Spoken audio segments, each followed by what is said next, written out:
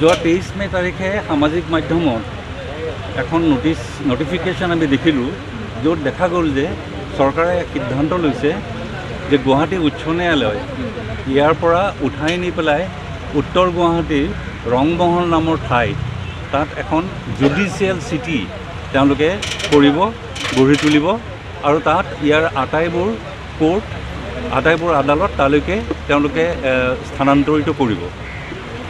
প্ৰথম কথাটো হ'ল যে এই যে সিদ্ধান্ত এটা হ'ল, কিহৰ কাৰণে হ'ল, কোনে দাবী কৰিছিল, কোনে বিচাৰিছিল, এয়া আমি একো নাজানো। মই আমাৰ অধিবক্তা সমাজৰ পৰা ক'ব পাৰোঁ যে অধিবক্তাসকলে কেতিয়াও ইয়াৰ পৰা স্থানান্তৰ হোৱাটো কেতিয়াও দাবী কৰা নাই।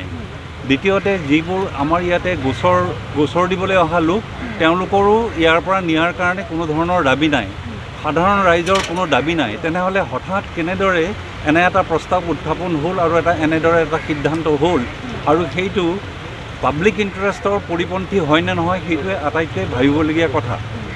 প্ৰথম কথা হ'ল যে ইয়াতে আমি আপোনালোকৰ আমাৰ পিছফালে যিটো ভৱন আছে 1950 চনৰ পৰা এতিয়ালৈকে তাতে মন্দিৰৰ নিচিনাকৈ আমি এইটো আমাৰ ন্যায়ৰ মন্দিৰ বুলি আমাৰ ৰাইজে সমগ্ৰ অসমৰ আৰু নৰ্থ ইষ্টৰ আটাই এইটো মন্দিৰৰ নিচিনাকৈ জ্ঞান কৰে।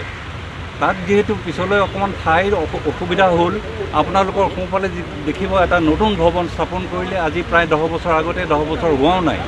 সেইটো কৰোঁতে আপোনাৰ 100 কোটি টকাৰ ওপৰ খৰচ হ'ল।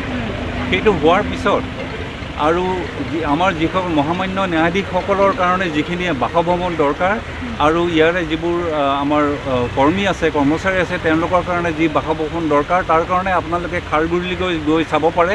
তাতে তেওঁলোকে বৃহৎ পৰিমাণৰ অংক খৰচ কৰি তেওঁলোকে তাত তেওঁলোকৰ বাসভৱন নিৰ্মাণ কৰি আছে, এতিয়াও নিৰ্মাণ কাৰ্য চলি আছে।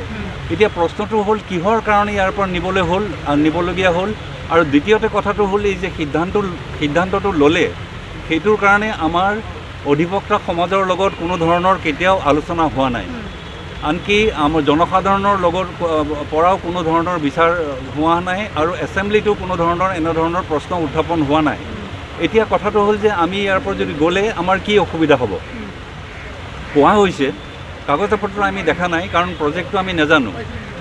কোৱা হৈছে যে গুৱাহাটী মহানগৰীৰ ভিতৰত মাটি, যথেষ্ট পৰিমাণৰ মাটি যিহেতু নাই, সেইকাৰণে আমি উত্তৰ গুৱাহাটীলৈ নিয়াৰ সিদ্ধান্ত লৈছোঁ। এইটো আমাক অফিচিয়েলি কোৱা কথা নহয়। আমি যেতিয়া আলোচনাত বহিছিলোঁ, যেতিয়া আমি মেমৰেণ্ডাম দিছিলোঁ, তেতিয়া আলোচনা হৈছে।